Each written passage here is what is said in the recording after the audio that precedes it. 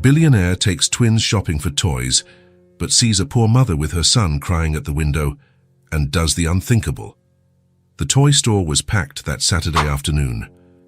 Alex pushed the glass door open and smelled the familiar scent of new plastic mixed with the sweet aroma of candy sold near the checkout. Chloe and Riley raced inside ahead of him, their blonde hair flying as they giggled. "Daddy, look!" Chloe pointed to a giant shelf filled with dolls. "I want to see the stuffed animals." Riley tugged hard on her dad's hand. Alex smiled and let them drag him down the aisle. The two always did this. They rushed in like hurricanes and wanted to see everything at once. He followed them slowly, watching how fascinated they became with every toy they picked up. The store was huge. Colorful aisles stretched in every direction, with shelves reaching the ceiling. There were toys of every imaginable kind, dolls that talked, cars that lit up, board games stacked in towers, stuffed animals larger than the girls themselves. But while Chloe and Riley ran back and forth, Alex felt something different, a pang in his chest. He looked around, observing the excited children and smiling parents, and remembered when he was the twins' age. There were no stores like this in his childhood. There were no shopping Saturdays. There was only him and his mother, trying to survive in a small apartment where food ran out at the end of the month. He had never been inside a toy store as a child. He only looked in from the outside, his face pressed against the cold window display, wishing for things he knew he could never have. Alex shook his head. That was the past. Now everything was different. "Daddy, come on," Chloe called, holding a shiny pink box. Alex walked toward them and knelt down to be at the girls' height. Their bright blue eyes sparkled with excitement. "Did you find something you like?" "I want this one." Riley hugged a giant brown teddy bear almost her size. "And I want this doll." Chloe proudly showed the box. It was a doll that came with outfits and accessories. "Then let's get both of them," Alex said, messing up the girl's hair. The twins shrieked with delight and jumped around his neck at the same time. Alex laughed and hugged them back. Moments like these made everything worthwhile. All the work, all the effort, all the sleepless nights building his business. He took the toys from their hands and started walking toward the checkout. The girls followed beside him, already talking about where they would put the new toys in their room. But before reaching the checkout, something caught Alex's attention. Outside the store had on the sidewalk, there was a young woman kneeling beside a small boy. The boy had his forehead pressed against the display window, looking inside with an expression Alex knew all too well, desire mixed with sadness. Alex stopped in the middle of the aisle. The boy must have been about 5, exactly the twins' age. He wore a faded blue t-shirt and patched jeans on his knees. His sneakers were worn out, but that wasn't what drew attention. It was the way he looked inside the store, as if he were looking into a world that didn't belong to him. The woman beside him looked tired. She had brown hair tied back in a messy ponytail and simple clothes. She touched the boy's shoulder affectionately, but there was deep sadness in the gesture. Alex could read her lips through the glass. "Not today, sweetie." "Mommy can't." The boy didn't take his eyes off the window. His small hands were pressed flat against the glass. "But I really wanted that race car." The voice was low, but Alex heard it, and he felt a violent pang in his chest. He knew exactly what that boy was feeling. He had been that boy. He had pressed his face against cold display windows, wishing for something he could never have. He had heard his mother say she couldn't buy it, even knowing she worked until she couldn't stand it anymore. Chloe and Riley noticed too. They dropped the toys they were holding and ran to the display window, pressing their faces against the glass to see better. "Daddy?" Chloe turned around, her voice worried. "There's a boy out there," Riley completed. Alex approached. The twins looked at him with those bright blue eyes full of genuine concern. "He's sad, Daddy," Chloe said softly.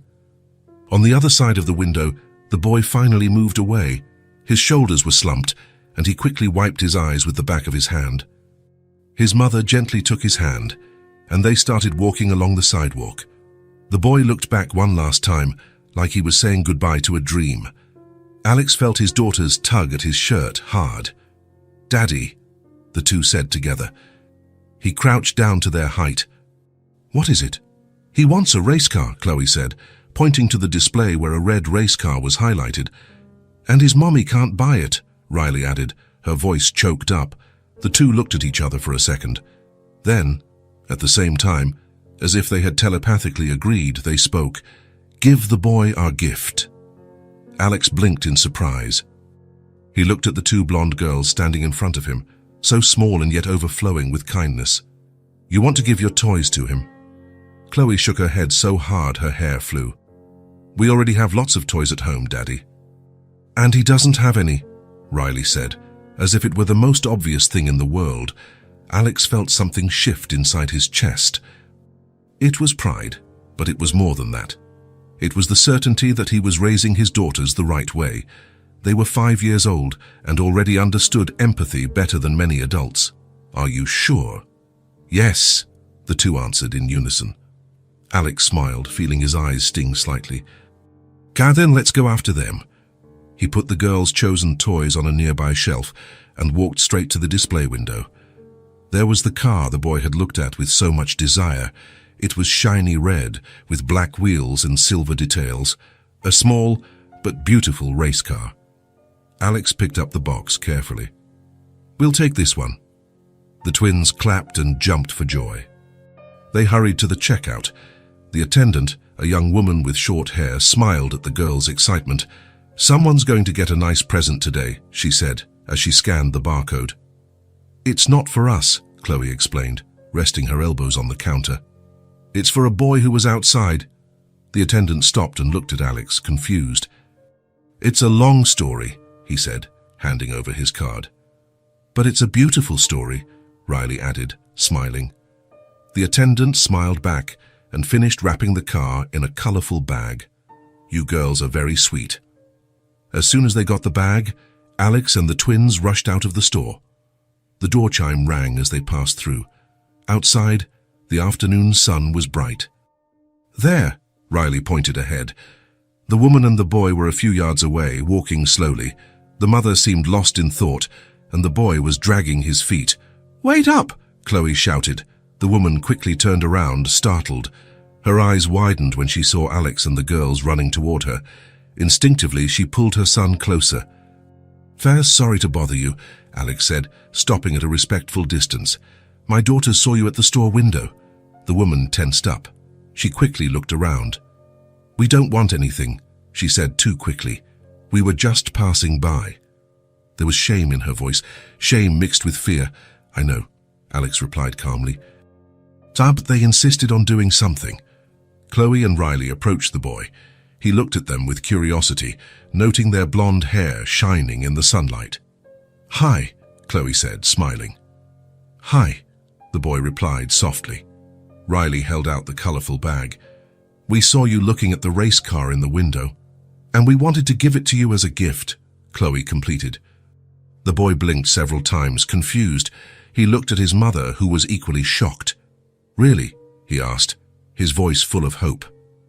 "Really?" the twins said together. Slowly, as if afraid it was a trick, the boy took the bag. His hands were trembling.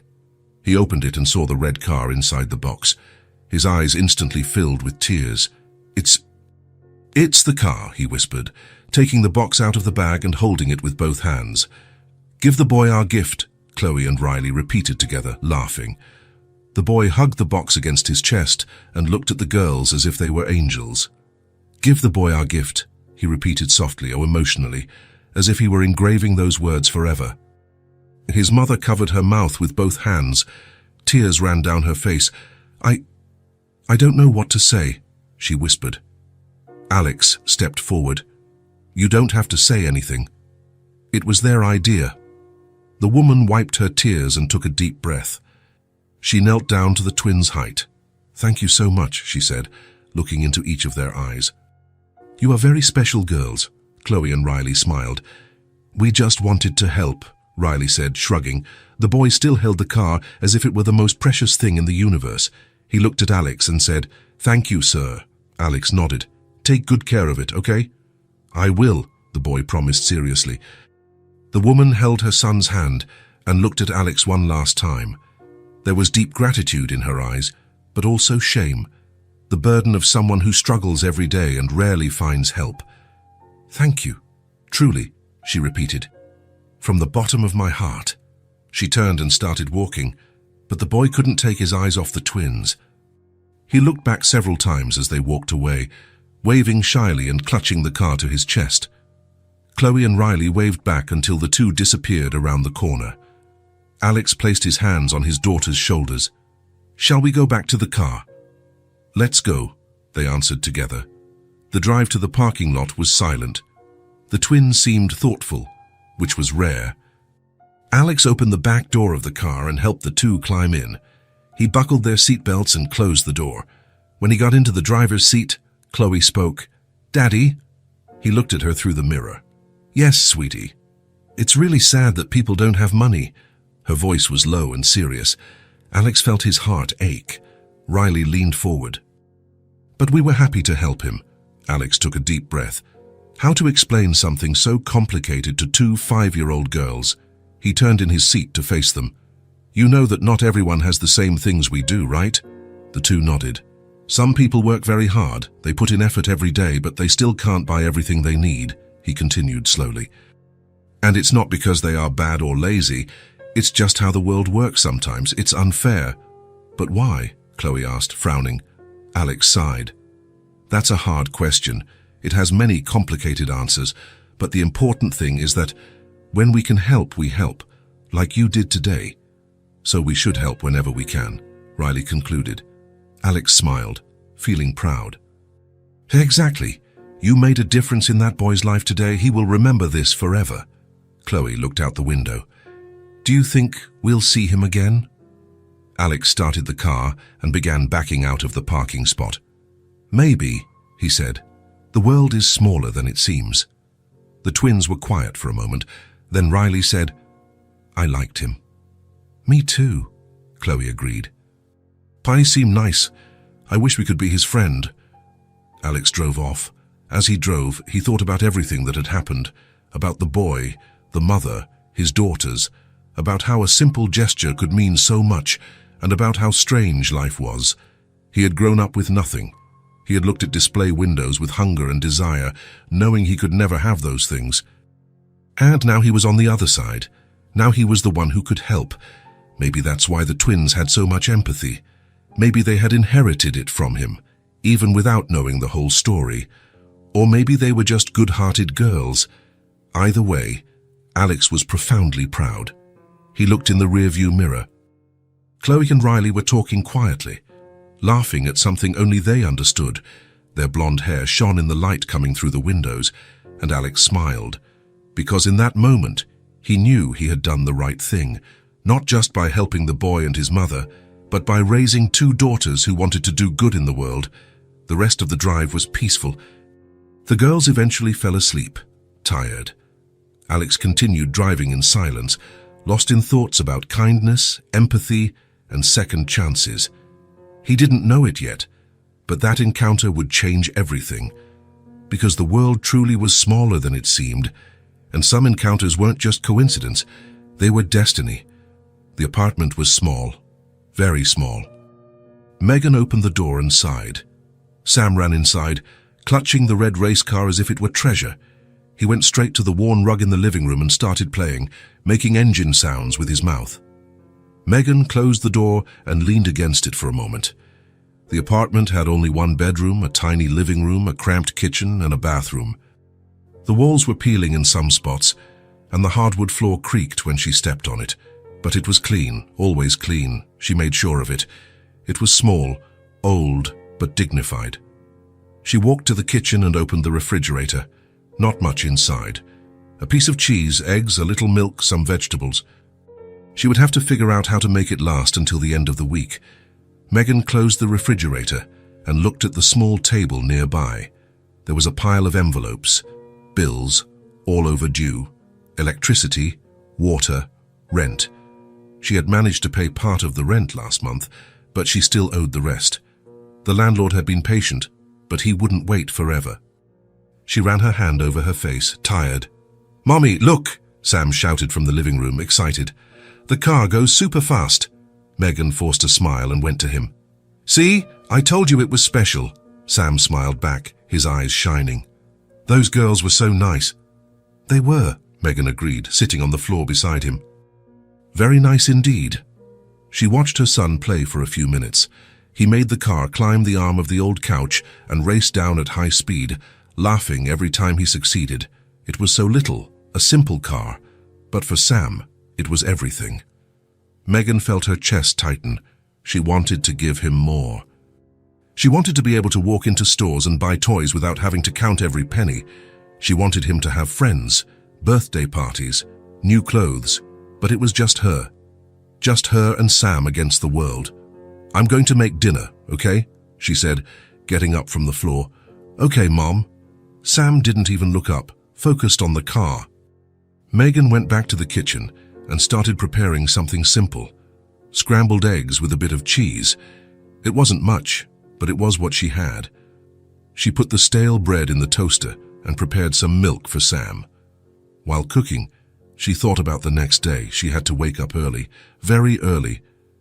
Her shift at the diner started at 6 in the morning and went until 3 in the afternoon.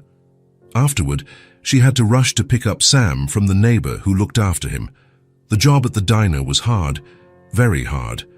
Megan worked in the kitchen. She wasn't a waitress. She didn't serve customers. She stayed in the back where no one saw her. She washed dishes all day long. Piles and piles of plates, glasses, pots, silverware. Her hands became red and cracked from scrubbing so much. The hot water burned, but she couldn't complain. When she wasn't washing dishes, she was cutting food, onions, tomatoes, lettuce, potatoes.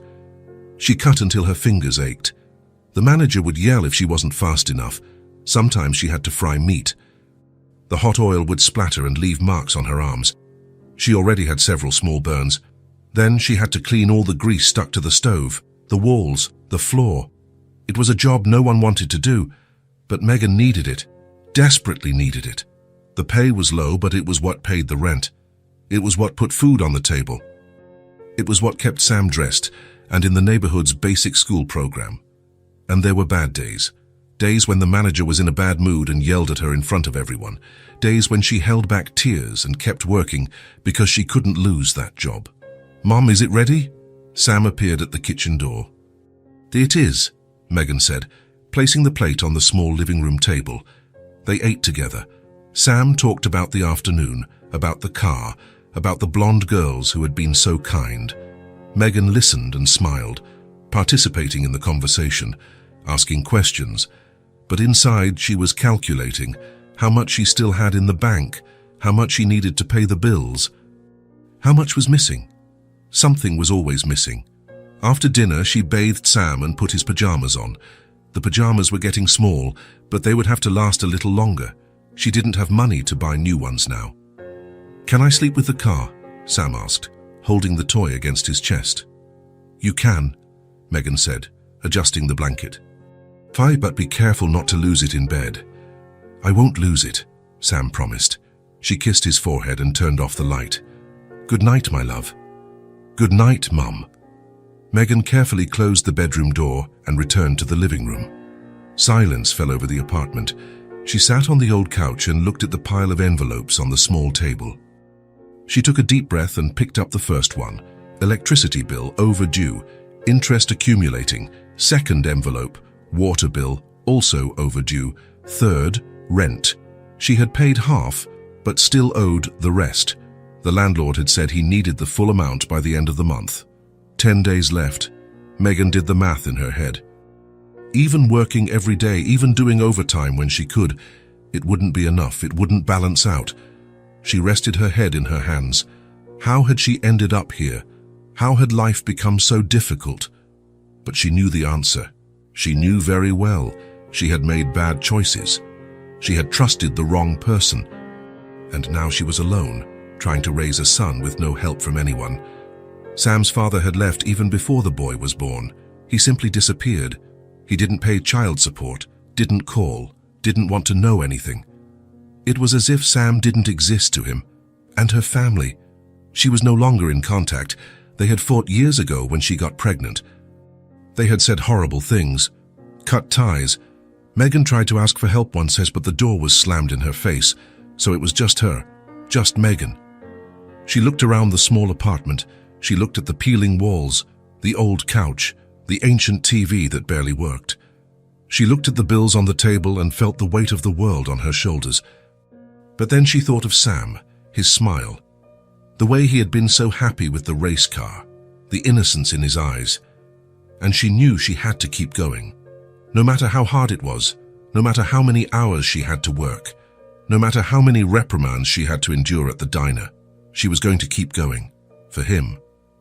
Megan picked up the envelopes and put them in the drawer. It wouldn't solve anything tonight anyway. She was too tired. Tomorrow she had to wake up early and face another hard day of work. She went to the bedroom and opened the door slowly. Sam was sleeping deeply, the red car beside him on the pillow. He had a small smile on his face even while sleeping. Megan felt her eyes fill with tears, but she held them back. She couldn't cry, not now. She carefully closed the door and went to prepare for bed. She lay down and looked at the cracked ceiling. She thought about the blonde girls and the man who was with them. They seemed so kind, so different. Did they know how much that gesture had meant? Did they know that car was now the most precious toy Sam had? Probably not. To them, it must have been just a moment, a quick act of kindness. But for Megan and Sam, it had been everything. Megan closed her eyes and tried to sleep. Tomorrow would be another difficult day. But she was used to difficult days. It was all she knew. 2 weeks later, Alex was in the car with the twins, returning from the park. It was Saturday again, and they had spent the morning playing on the swings and slides. "Daddy, I'm hungry," Chloe said from the back seat. "Me too," Riley agreed. "Can we get lunch?" Alex checked the time. It was already past noon. He was hungry too. "Sure, what do you girls want to eat?" "Burgers," the two shouted together. Alex laughed and started looking for a place. They were in a different neighborhood than usual, but there were several options. He saw a small diner on the corner. The place looked simple but clean. "How about that one?" "Let's go!" Chloe clapped her hands. Alex parked in front and helped the girls out of the car. The diner had a few tables outside and a few more inside. It wasn't too crowded. Perfect. They walked in and a bell chimed. A waitress came over to them with a smile. "Good afternoon. Table for 3. "Yes, please," Alex said. She led them to a table near the window. Alex helped the twins climb onto their chairs and picked up the menu. "I'll bring some water while you choose," the waitress said, and walked away. Alex was reading the options when Chloe suddenly shouted, "Look, it's the boy!" Riley quickly turned in her chair. "It's Sam!" Alex looked up and saw him. Across the diner, sitting alone at a small table in the back, was the boy from the display window. He had a coloring book in front of him and was drawing with crayons. The twins had already gotten down from their chairs before Alex could say anything. "Chloe, Riley, wait," he tried, but they were already running. Sam looked up when he heard the noise. His eyes widened when he saw the 2 blonde girls running toward him. "Hi!" Chloe arrived first, breathless. "We found you," Riley said, excited. Sam stood up, a huge smile spreading across his face. "You guys," he said, clearly surprised and happy. "Did you come here?" "We didn't know you were here," Chloe explained. "We came for lunch." "That's cool," Sam pointed to the empty chair. "Want to sit here?" The girls looked at Alex, who had approached.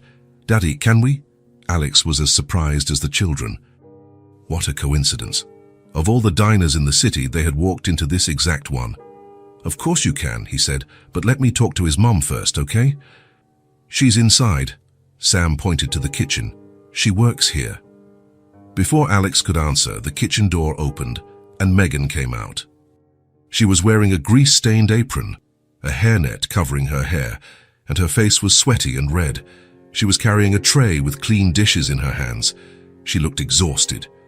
Megan walked to the counter and put the tray there.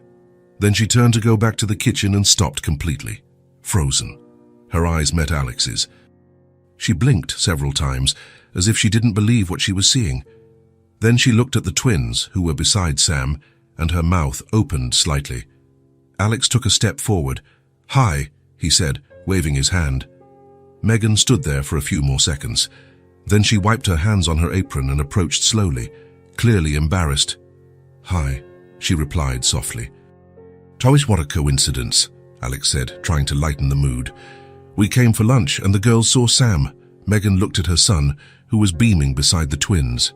"Yeah, he stays here while I work," she explained, running a hand over her sweaty face. "The neighbor who watches him on Saturdays was sick, so I had to bring him." "Mommy, can I play with them?" Sam asked, hopefully. Megan hesitated. She looked at Alex, then at the girls, and then back at her son. I don't know if..." "It's no problem," Alex said quickly. "Actually, we were going to eat lunch. We wanted to order burgers. If you allow it, Sam can eat with us." Megan's eyes widened. "No, I can't accept that. Please, Mommy." Sam tugged at her hand. "Please." Chloe and Riley put their hands together as if they were praying. "Let him eat with us." Megan looked conflicted. She looked at her dirty apron, at her own cracked hands, and then at Alex with her tired eyes. "You don't have to do this," she said softly. "I know," Alex replied with a gentle smile, "but I want to." The girls loved meeting Sam that day. It would be nice for them to talk for a while. Megan took a deep breath. She looked at Sam, who was staring at her with those pleading eyes, and finally gave in. "Okay, but only if you promise to behave," she said to her son. "I promise." Sam jumped for joy. "Thank you," Megan said to Alex, and there was something in her voice, gratitude mixed with shame. "You don't have to thank me," Alex said. Megan nodded and hurried back to the kitchen, as if she didn't want him to see her that way. The door shut behind her. Alex returned to the table with the 3 children. They were already talking excitedly as if they were old friends. "Sam, do you live close by?" Chloe asked. "I do, right nearby." Sam pointed vaguely toward the street. "And you guys?" "We live far away," Riley said, "but we can come here again." Alex ordered the burgers from the waitress and included one for Sam. The children kept talking non-stop. Sam showed the drawings he had made, and the twins praised every single one. "You draw really well," Chloe said. "Thank you." Sam smiled shyly. "I like to draw race cars." "Because of the red car?" Riley asked. "Yeah." Sam nodded enthusiastically. "I play with it every day. It's my favorite toy." Alex watched the 3 of them and felt something warm in his chest. There was a natural connection between them. The twins, who were usually shy with strangers, were completely at ease with Sam. The kitchen door opened again, and Megan appeared. She had taken off the hairnet and tied her hair back. Her face was still sweaty, but she had tried to tidy herself up a bit. She walked toward their table with hesitant steps. "Sorry about the mess," she said, gesturing to herself. "I was frying meat and—" "You work here?" Alex asked, trying to ease the conversation. Megan nodded. "In the kitchen, I do everything. Wash dishes, cut food, fry, clean." She stopped, as if she realized she was talking too much. "It's honest work." "It certainly is," Alex said. "And it looks exhausting." "It is," Megan admitted, looking at her own hands. "But I need it. It's what pays the bills." There was a brief silence, not uncomfortable, but full of unsaid things. "Mommy, they're going to eat burgers with me," Sam said, breaking the silence. Megan smiled at her son. "That's good, sweetie." "Are you behaving?" "I am. We love him," Chloe said. "He's really nice." Megan felt her eyes fill with tears, but she held them back. "Thank you," she said to the girls. "You are very nice too." The waitress arrived with the burgers. Megan quickly stepped away. "I need to get back to work." "Sam, don't bother them, okay?" "Okay, Mum." She gave Alex one last look and returned to the kitchen. The children ate enthusiastically. Sam devoured his burger as if he hadn't eaten in days. Alex noticed and felt his chest tighten. He ordered extra French fries and let the children eat as much as they wanted. After the meal, the 3 children started drawing together in Sam's notebook. They laughed, talked, played.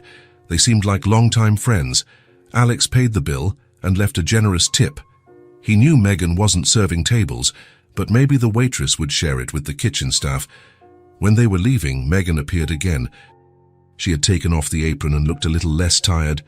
"Thank you for the company," she said. "Sam hasn't stopped talking about you since that day."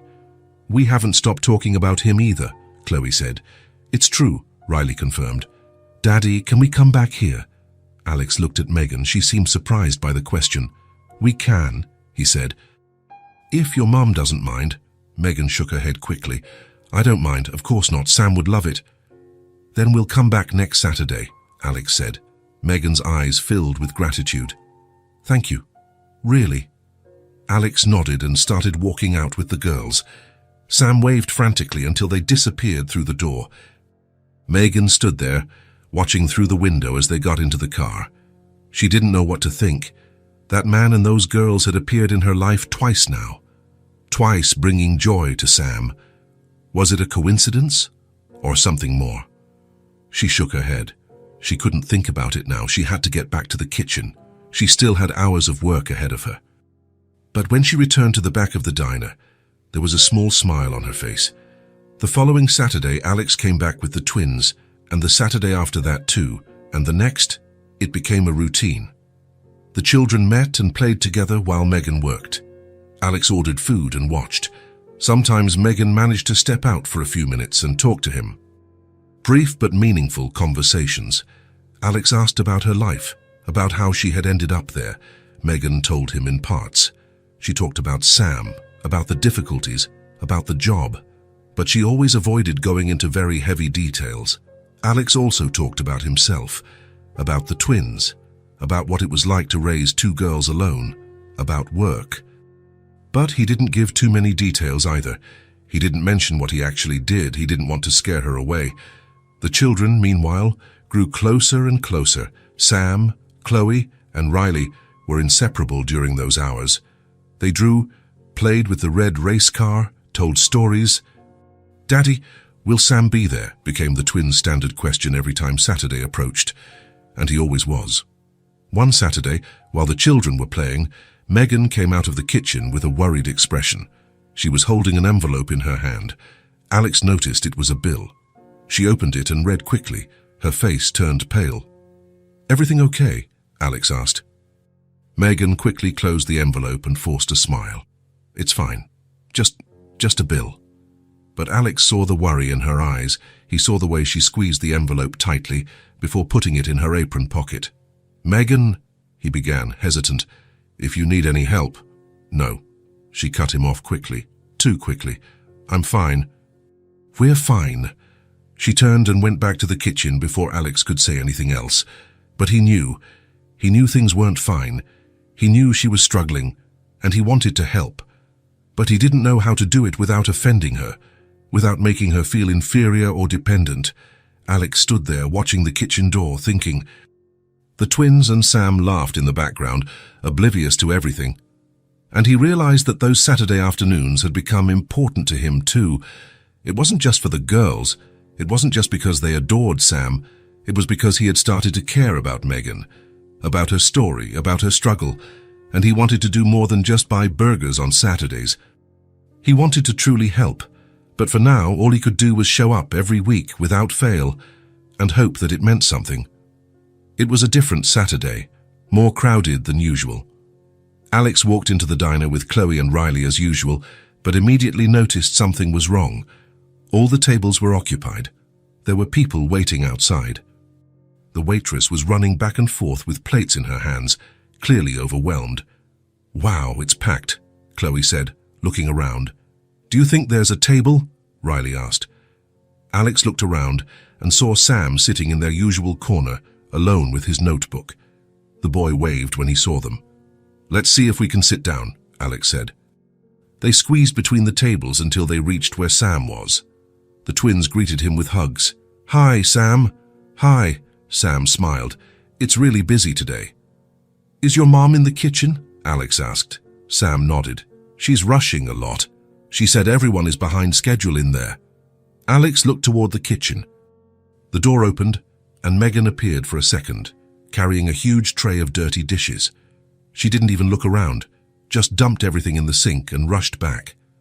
The situation looked chaotic. Alex managed to pull up an extra chair and sat with the girls.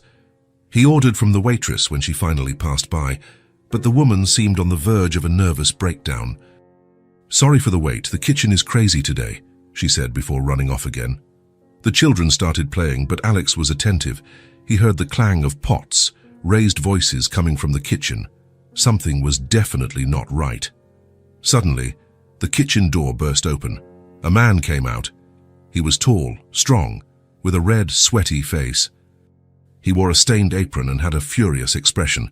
He must have been the manager. "Megan!" he yelled, looking behind him. "Megan, come here!" His voice was loud, aggressive. Several people at the tables stopped eating to look. Megan appeared at the door. She was even more exhausted than usual. Her hair was escaping her hairnet.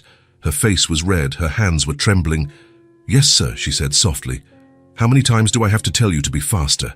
the manager shouted, approaching her. "The orders are late because of you." Megan shrank back. "I'm doing the best I can." "It's not fast enough." He pointed his finger in her face. "I have customers complaining. What do you think I pay you for, to slack off?" People at the tables were staring, some with pity, others with curiosity. Megan was turning red, but not from heat, from shame. Alex felt his blood boil. "Sorry, I'll be faster," Megan said, her voice shaking. "You better be. 'Cause if you keep this up, I'll find someone else to replace you. There's a line of people who want this job." Megan lowered her head. "I know. Sorry." The manager scoffed and went back to the kitchen, slamming the door shut. Megan stood there for a moment. She looked around and saw everyone staring at her. Her eyes filled with tears, but she blinked quickly to hold them back. Then she realized that Sam had also seen everything. The boy was standing still, his eyes wide and scared. Megan forced a weak smile at him and nodded, trying to say everything was okay, but her hands were shaking. She turned and hurried back into the kitchen, disappearing into the back. Alex was standing up. He hadn't even realized when he had gotten up. "Daddy," Chloe tugged his hand, worried. "Stay here with Riley and Sam," Alex said, and started walking toward the kitchen. He pushed the door open and went in. The kitchen was small, hot, and chaotic. There were pots on the stove, dishes piled up in the sink, food scattered on the counters. Megan was facing away, washing dishes frantically. Her shoulders were shaking. "Megan," Alex called. She quickly turned around, wiping her eyes. You can't be here," she said. "Staff only." "I saw what happened," Alex interrupted, approaching. "You don't deserve that." Megan shook her head and went back to washing the dishes. "It was just a difficult day." "He was stressed. He humiliated you in front of everyone," Alex said, his voice firm. "That's not right." "I know," Megan said, and her voice finally broke. "I know it's not right, but I need the job." She stopped washing and leaned her hands on the sink. She took a deep breath, trying to control herself. I need this job," she repeated, more to herself than to Alex. "I need to pay the rent, the bills, Sam's food. I can't lose this." Alex moved closer. "Megan, you don't have to put up with that." "Yes, I do." She turned to him, tears running down her face. "I don't have a choice, Alex. I don't have anyone. I don't have family. I don't have help. It's just me and Sam. If I lose this job, we'll be on the street." Her voice was desperate, raw. All the facade of strength she always maintained had crumbled. "Do you think I want to work here?" she continued. "Do you think I like being yelled at, humiliated, having my hands burned by hot oil? I hate it, but I have nowhere else to go." Alex was speechless. He wanted to say something, he wanted to help, but he didn't know how. The kitchen door burst open again. The manager walked in. "Megan, what are you standing around for?" he started. But then he saw Alex. "Who are you? Customers can't be in the kitchen." "I'm leaving now," Alex said, raising his hands. But before leaving, he looked at Megan one last time. She had returned to washing dishes, head bowed, shoulders slumped. Alex left the kitchen with a heavy heart. He returned to the table where the children were. All three looked at him with concern. "Sam's mom okay?" Chloe asked. "She'll be fine," Alex said, but he wasn't sure about that. Sam was quiet, fidgeting with his coloring book without actually drawing anything. "My boss is really mean to her," the boy said softly. Alex knelt down in front of him. "Your mum is very strong, Sam. She works very hard to take care of you." "I know," Sam said, his eyes teary. "I just wish she wasn't sad." Alex felt his chest tighten. He put his hand on the boy's shoulder. She's not sad because of you. She's happy to have you. Sam nodded, but didn't look convinced. They stayed a little longer, but the mood had changed. It wasn't fun anymore. Alex paid the bill and left an even bigger tip than usual.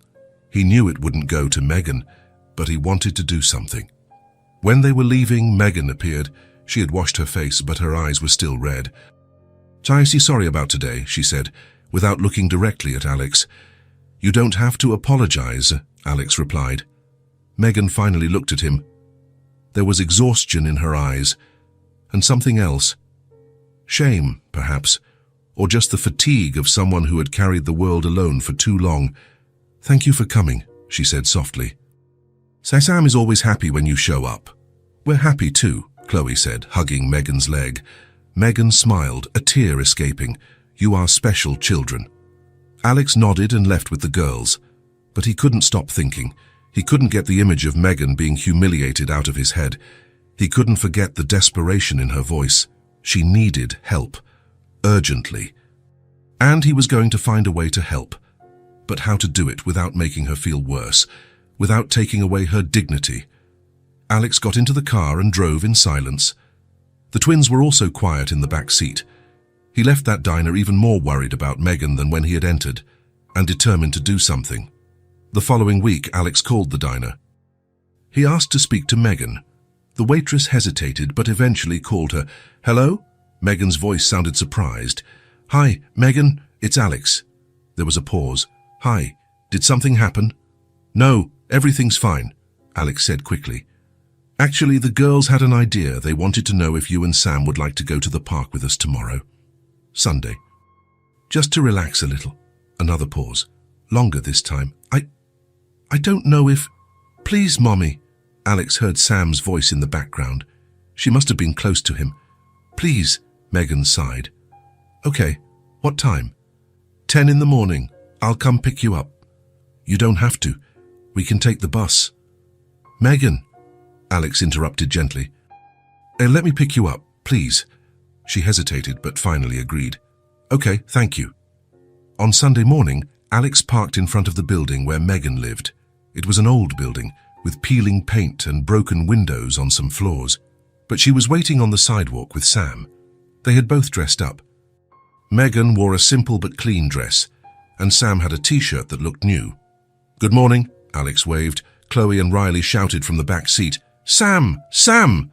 The boys smiled and got into the car. Megan sat in the front, next to Alex. "Thank you for this," she said softly. "It's a pleasure," Alex replied.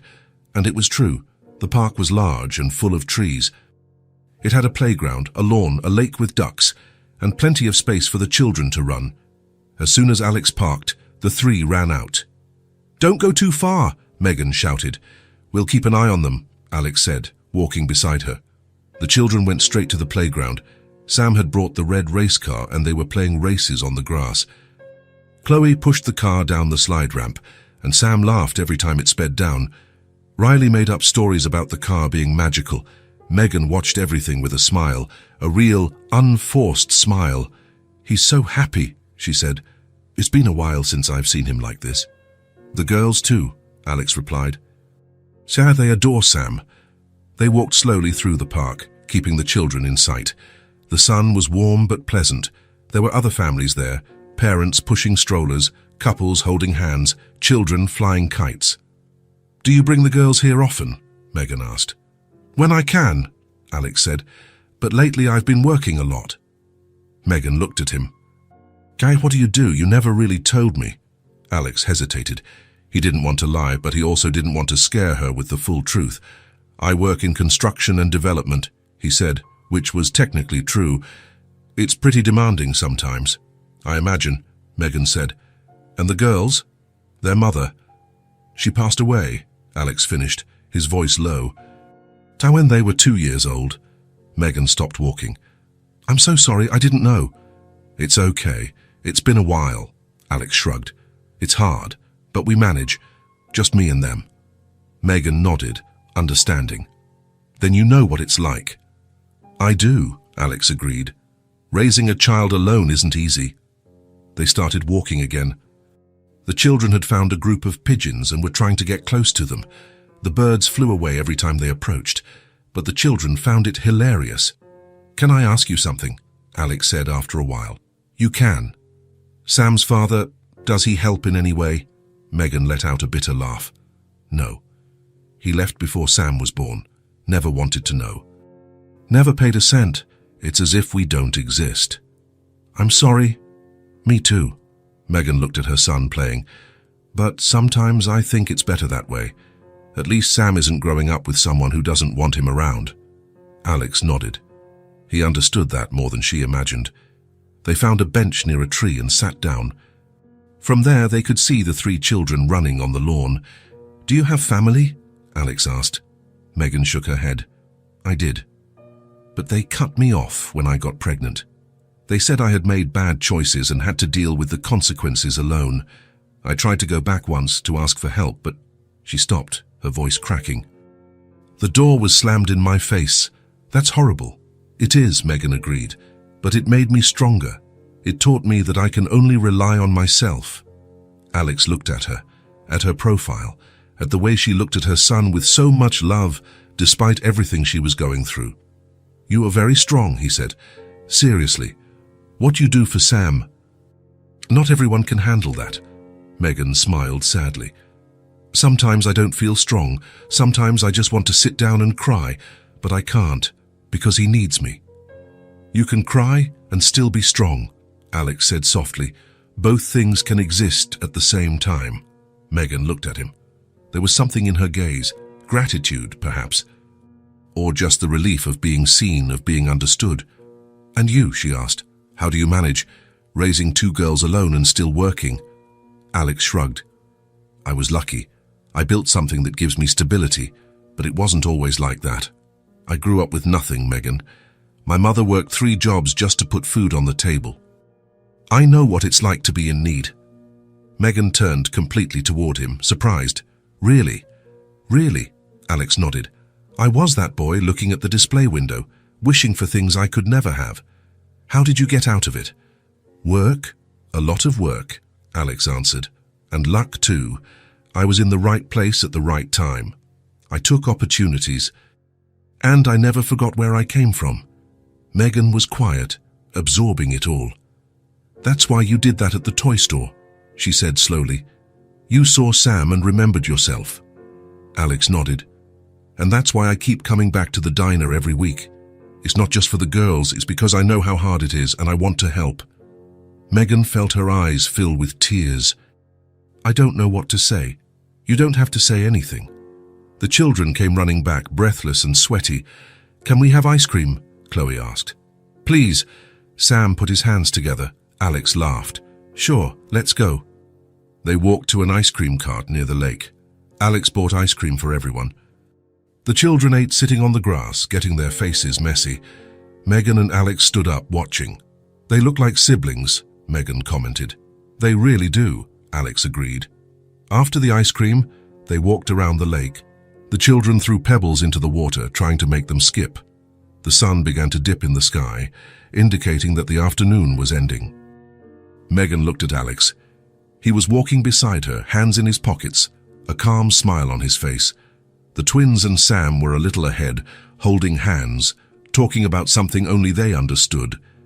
They looked like a family. Megan felt something strange in her chest. It wasn't discomfort. It was warmth. It was the feeling of belonging, of not being alone. And that scared her. "Alex," she began, but then stopped. "Yes?" Megan looked at him. She wanted to say so many things. She wanted to thank him. She wanted to explain her fears.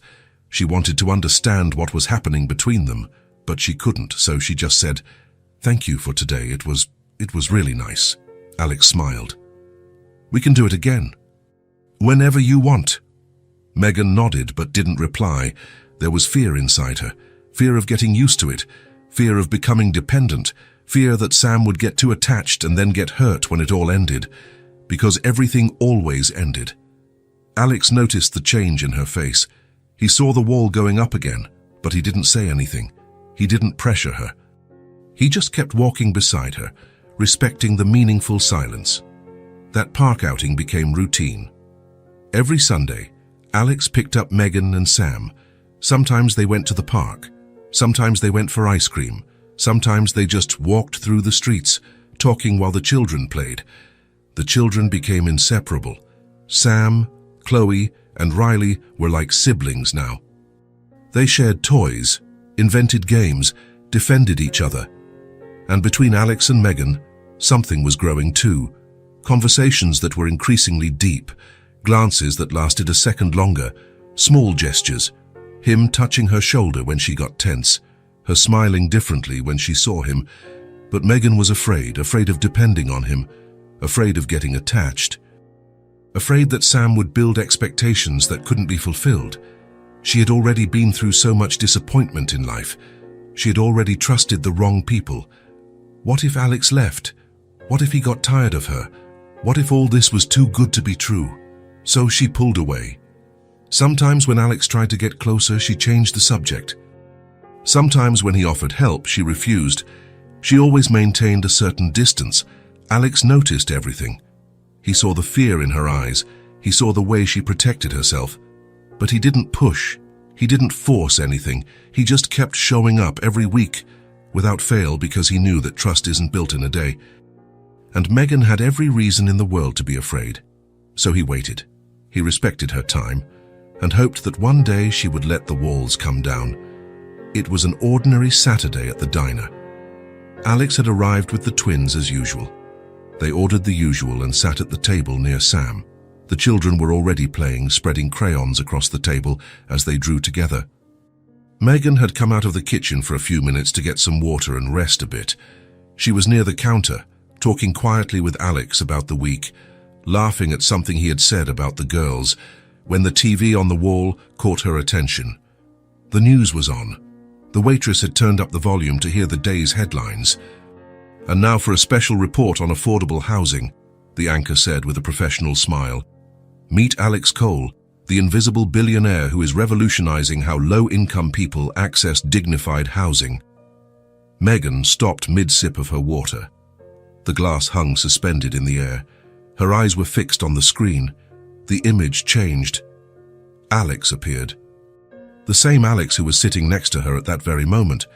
But on TV he wore an elegant suit, stood in a giant office with floor-to-ceiling windows, talking to reporters and investors. Alex Cole built an empire in the real estate development sector, the reporter continued, as images of modern buildings appeared on the screen. But unlike other billionaires, Cole has focused his efforts on affordable housing projects, building accessible apartments in urban areas and offering simplified financing for low-income families. The camera showed buildings being constructed, cranes working, happy families receiving keys to new apartments, children playing in well-maintained and safe playgrounds. With an estimated fortune of over $2 billion, the anchor said, emphasizing the number, Alex Cole prefers to keep a low profile. He rarely gives interviews and avoids the spotlight, focusing on the quiet work of transforming lives through dignified housing. Megan felt the glass slip from her hands. It crashed to the floor and shattered into 1,000 pieces. Water splashed everywhere, wetting her shoes. Alex turned around quickly. "Megan, are you okay?" She didn't answer. She was staring fixedly at the TV, then at him, then at the TV again. Her face had gone completely pale, as if she had seen a ghost. "Megan!" Alex stood up, worried, trying to touch her arm. The children stopped playing, sensing the tension in the air. The whole diner was looking now. Some customers had realized that the man on TV was the exact same person, standing right there in that simple diner. "It's you," Megan whispered, still processing. "On TV. It's you." Alex looked at the screen and felt his stomach drop completely. Damn, he had tried to avoid this for so long. "Hey, Megan, let me explain."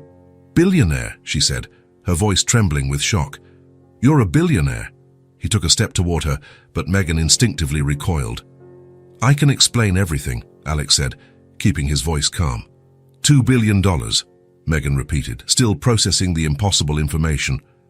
"How you have $2 billion and you didn't tell me?" People in the diner started whispering to each other. The waitress had completely stopped working. Everyone was watching the scene unfold. Megan started putting the pieces together in her head. His kindness. How he always paid for everything without blinking. The simple clothes that were clearly expensive when she looked closely. The car that, now that she thought about it, wasn't ordinary. The way he never, ever complained about anything. The constant visits. The discreet behavior. The help that always seemed to appear at the right time. Everything made sense now, and she felt like an idiot.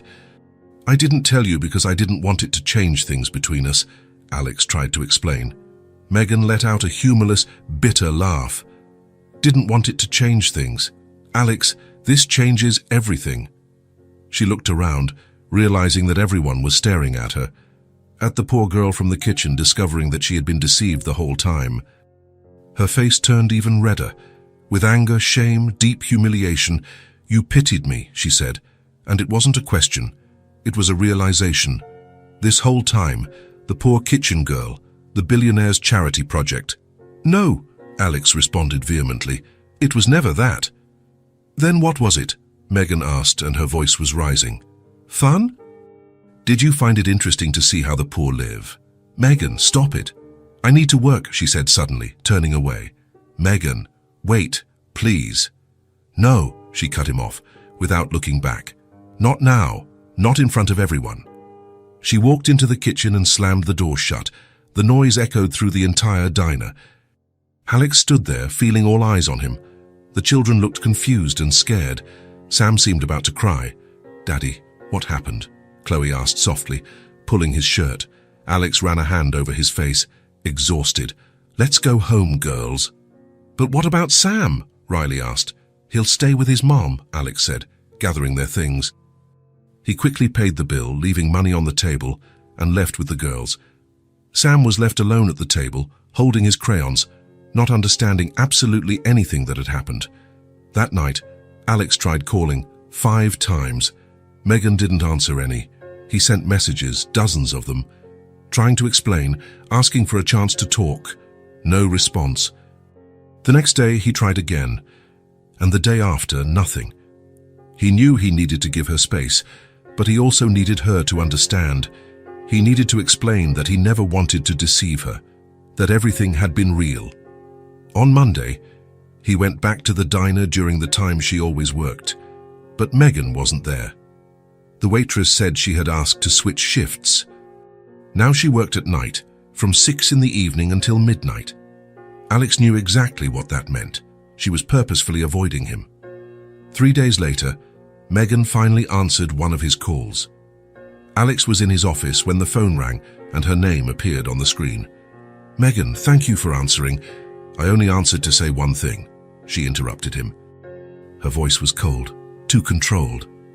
"I need you to stop showing up, stop calling, stop sending messages." "Wait, let me explain properly." "There's nothing to explain, Alex," she said. "You lied to me." "I didn't lie. I just didn't tell you everything right away." "It's the same thing." Her voice finally broke through the mask of control. "You left me there, washing dishes until my hands bled, being humiliated by the manager, going through hardship, counting pennies to buy food, while you have billions, Alex. I never wanted you to feel that way." "But I do feel that way," Megan shouted on the other end of the line. "I feel pathetic, stupid. Did you pity me this whole time? Is that it? The poor girl who works in the diner kitchen, the personal charity project of the nice billionaire." "It's not that," Alex responded, frustrated with himself for not being able to make her understand. "Never, ever was it that." "Then what was it?" she asked. "Why didn't you tell me from the start?" Alex took a deep breath, trying to find the right words.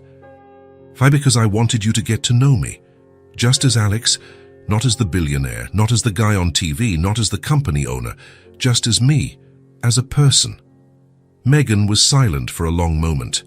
Alex could hear her breathing over the phone. "But you're not just Alex," she finally said, her voice tired and broken. "You're all of that too. It's part of who you are. And you hid that from me. You made me feel like we were equals, that we were on the same level, but we're not. We never were. We never will be." "Megan, you should have told me," she said, and there was deep hurt in her voice, old pain being pulled back to the surface. "From the beginning, you should have been honest with me." "I deserve honesty." "I know," Alex admitted, feeling the weight of his own guilt. "I know I should have, and I'm sorry. I really am sorry." There was a long, heavy silence. "Alex," Megan said, and her voice was now trembling with contained emotion, "don't show up again." "What?" "No, I need to protect Sam," she continued, and Alex could hear that she was trying not to cry. "He's already too attached. Your girls are too. This can't continue. It's not fair to them." "Megan, don't do this. Please." "Please," she pleaded. And now she was definitely crying. "Please, Alex, go away. Leave us alone." "Megan, She hung up before he could finish the sentence. Alex looked at the phone in his hands. He felt his chest tighten so hard he could barely breathe, as if someone had stuck a knife in and twisted it. He wanted to call back immediately. He wanted to go to her apartment and knock on the door until she opened it. He wanted to explain everything properly, to make her understand that his feelings were real, but he knew he couldn't force anything. If he didn't respect her boundaries now, if he pressured her, everything would become infinitely worse. So he slowly put the phone away and sat down in his office chair, his head in his hands. And for the first time in a very, very long time, Alex felt completely powerless. All the money in the world couldn't fix that. Chloe and Riley noticed the change almost immediately. "Daddy, aren't we seeing Sam today?" Chloe asked the following Saturday, already with her backpack on. "Not today, sweetie," Alex replied, unable to look her in the eye. "Why not?" Riley frowned, confused. "It just can't happen today." "But tomorrow we will," Chloe insisted, hope in her voice. Alex took a deep breath. "I don't know, love." "Daddy, where's Sam?" Riley asked, and her voice was starting to sound worried. "Why doesn't he come anymore? Did we do something wrong?" "No," Alex replied quickly. "Ike, you didn't do anything wrong." "Then why?" Chloe asked, her eyes starting to fill with tears. "Doesn't he like us anymore?" "That's not it." Alex pulled the two into a tight hug. "It's none of that. Sam loves you, I promise."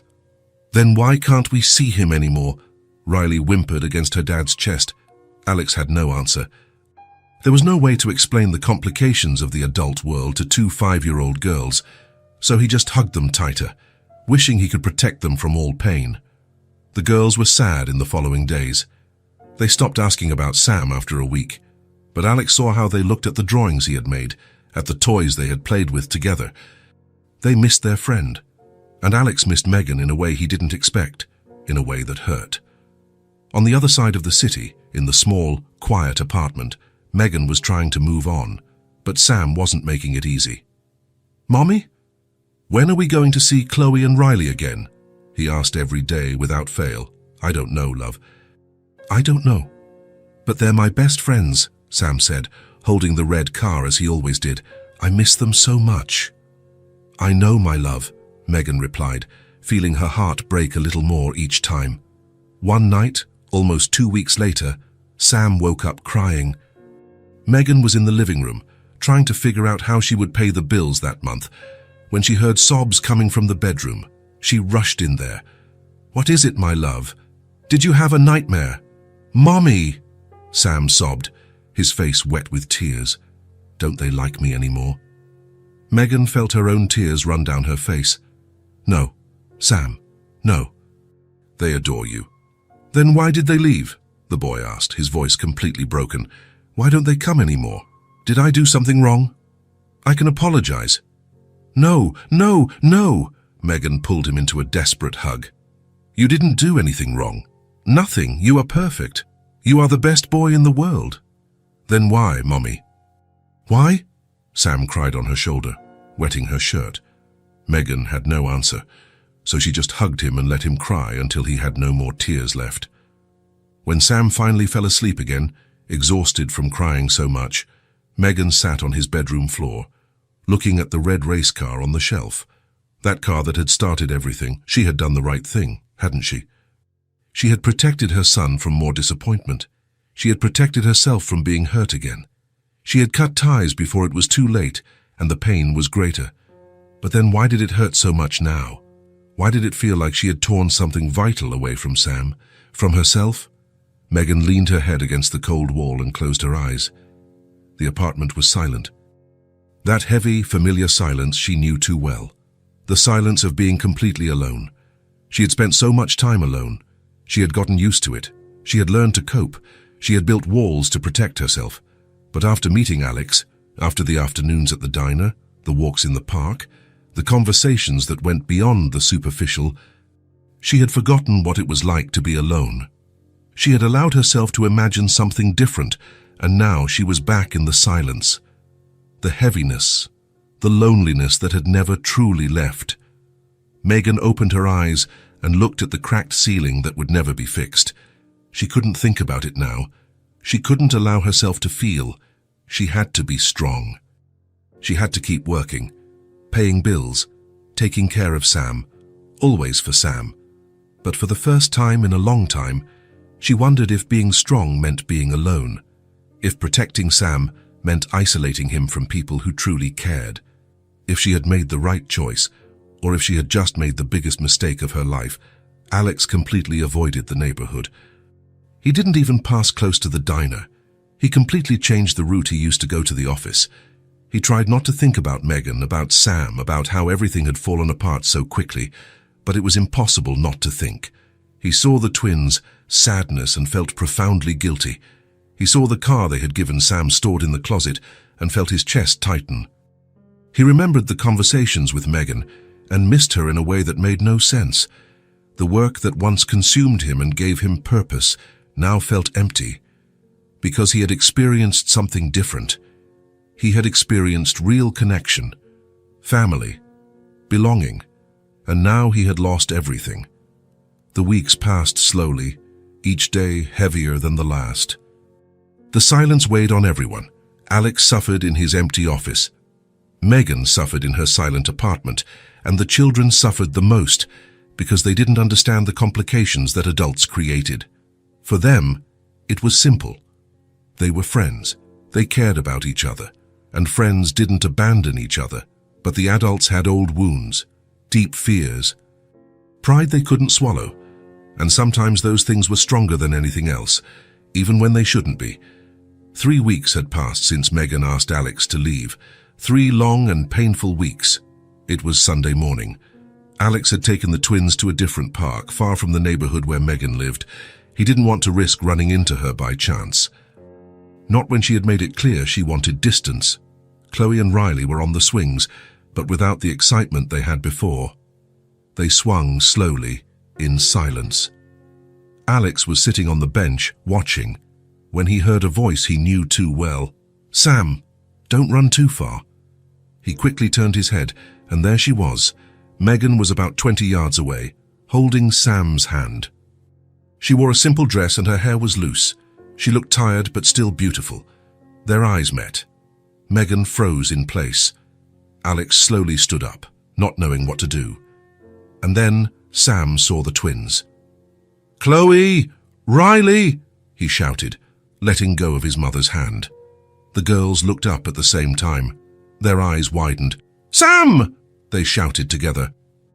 The 3 children ran toward each other. When they met halfway, they hugged so tightly they almost fell over. Sam was crying. Chloe and Riley were too. "I missed you so much," Sam sobbed. "We did too," Chloe said, holding his face. "So much." "Why did you disappear?" Riley asked, crying. "I don't know," Sam answered. "But I was really sad." They hugged again, the 3 of them clinging to each other as if they would never let go. Megan was standing where Sam had left her, her hands covering her mouth. Tears were streaming down her face. She looked at Alex. He was a few steps away, also looking at her. The distance between them seemed huge and small at the same time. Megan took a deep breath. Then she started walking toward him, slowly, unsurely. Alex didn't move. He just waited. When she got close, she stopped. They stood there, facing each other, not knowing where to start. Megan began, but her voice failed her. Alex waited, giving her time. She wiped her tears with the back of her hand and tried again. "I made a mistake," she said, and her voice was trembling. "I made such a big mistake, Alex. Megan." "No, let me talk," she interrupted. "I need to talk. I was afraid, very afraid, but not of you. It was never of you." Alex remained quiet, listening. "I was afraid of everything I've already lived through," Megan continued, the words now rushing out. "Of all the times I trusted and was disappointed. Of all the times I thought things would get better and they only got worse. Of all the broken promises. Of all the doors slammed in my face." She sobbed, but continued.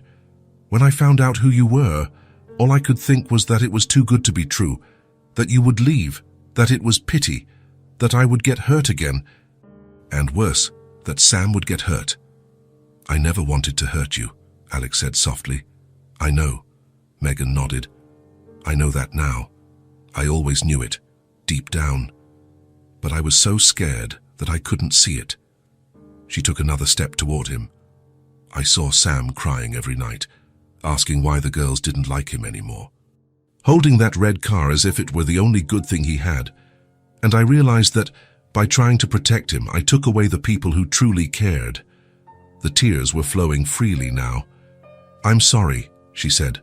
"I'm sorry for pushing you away, for not listening, for letting my fear be bigger than everything." Alex felt his own chest tighten. He took a step forward, getting closer to her. "I'm sorry too," he said. "You were right. I should have told you from the beginning." "But I understand why you didn't tell me," Megan replied.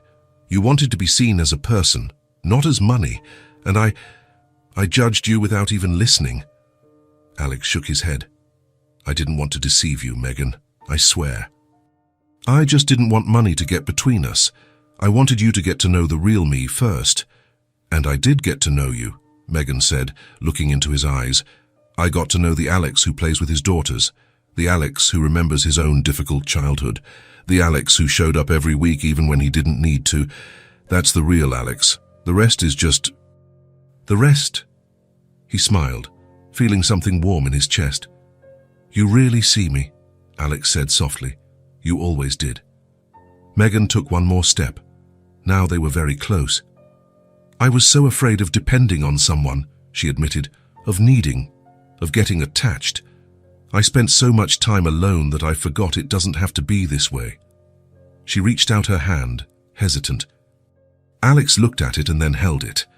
Her fingers were small and calloused from hard work, but they were warm. "I don't want you to depend on me," Alex said, gently squeezing her hand. "I want you to count on me. It's different." Megan nodded, more tears falling. "I can try," she whispered, "if you have patience with me." Alex gently pulled her closer. Megan didn't resist. She took the final step and rested her forehead against his chest. Alex hugged her, and she finally allowed herself to relax. "I have all the patience in the world," he said against her hair. They stayed like that for a long moment, just holding each other, allowing the wounds to begin healing. Across the park, the three children were playing again. As if nothing had happened, as if the last few weeks of sadness had never existed. They ran, laughed, the red race car in Sam's hands racing on the grass. "Look at them," Megan said, still in Alex's arms. He looked and smiled. "They knew before we did." "What?" "That we were a family," Alex explained. "They already knew." Megan lifted her head and looked at him. There was still fear in her eyes, but there was also hope. "Can we try again?" she asked, slowly. "The right way this time." "We can," Alex answered without hesitation, with respect, with sincerity. "No secrets." "No secrets," Megan repeated, like a promise. Alex held her face with both hands, gently. "I like you, Megan, a lot, and I like Sam, not out of pity. Not out of charity, because you are incredible people who came into my life and made it better." Megan closed her eyes, absorbing the words. "I like you too," she admitted. "I'm afraid of it, but I like it." "Then let's be afraid together," Alex said, "and let's try anyway." Megan opened her eyes and smiled. A genuine smile, full of relief and hope. "Okay," she said, "let's try." They pulled back slightly but remained holding hands. They walked together to where the children were playing. "Sam!" Megan called. He stopped and looked. "Come here for a minute." The three children ran to them. Sam looked at his mother, then at Alex, then at their hands together. "Are you not fighting anymore?" he asked, hopeful. "No," Megan said, smiling. "We talked, and everything's fine now." "Then can we be friends again?" Chloe asked. "You can," Alex confirmed. "Always," Sam shouted with joy and jumped up, hugging his mother. Chloe and Riley did the same with Alex. Then, in a spontaneous movement, all the children joined in a huge group hug. Megan and Alex looked at each other over the children's heads and smiled. It had been hard, it had hurt, but they had found their way back, and this time they were going to do it right. With honesty, with patience, with respect, one step at a time, together. 2 weeks after the reunion in the park, Alex invited Megan out to lunch. Just the two of them, without the children. She hesitated at first, still unsure but eventually accepted. They met at a quiet restaurant in the city center. Megan was nervous, fidgeting with her napkin while they waited for the food to arrive. "I wanted to talk to you about something important," Alex said after the waiter served water. Megan looked at him, apprehensive. "About what?" Alex took a deep breath and leaned forward. "Megan, I want to offer you a job at my company. As my administrative assistant, you have talent, discipline, and heart. You work harder than anyone I know, and I need someone like that." She blinked several times, completely surprised. "Alex, I don't have experience with that kind of thing. I've only worked in kitchens my whole life, washing dishes, cutting food." "You learn quickly," he gently interrupted, "and I can teach you the rest. You are smart, organized, responsible. Those are the qualities that truly matter." Megan looked at her own calloused hands on the table, hands marked by years of hard work. "Are you doing this out of pity for me?" "No," Alex said firmly, looking into her eyes. "I'm doing it because I need someone trustworthy, and because you deserve something much better than being humiliated in a kitchen." Megan felt her eyes fill with tears. "I want to really work," she said with a firm voice. "I want to earn every cent. I don't want a favor." Alex took her hand across the table. "You already deserve it, Megan, you always have." She nodded slowly, still processing. "Okay, I accept." Alex smiled. "Great, you start Monday." The transformation in Megan's life was rapid and profound. On her first day of work, she woke up at 5 in the morning, too nervous to eat. When she arrived at the modern, bright office, Alex's team welcomed her with genuine smiles. He had explained everything to everyone, and no one treated her differently. The salary was excellent, much better than she ever imagined earning. In the first month, she managed to pay all the overdue bills that had been accumulating for months. In the second month, she started saving money for the first time since Sam was born. Financial stability changed absolutely everything. She no longer had to count every penny before buying bread. She no longer had to choose between electricity or food. She no longer had to sleep fearing the landlord. Alex also paid for her to take courses. Computer skills, administration, time management. Megan absorbed everything like a sponge. She discovered that she loved to learn, that she had potential that had never been developed. Her self-esteem, crushed by years of struggle, began to rebuild.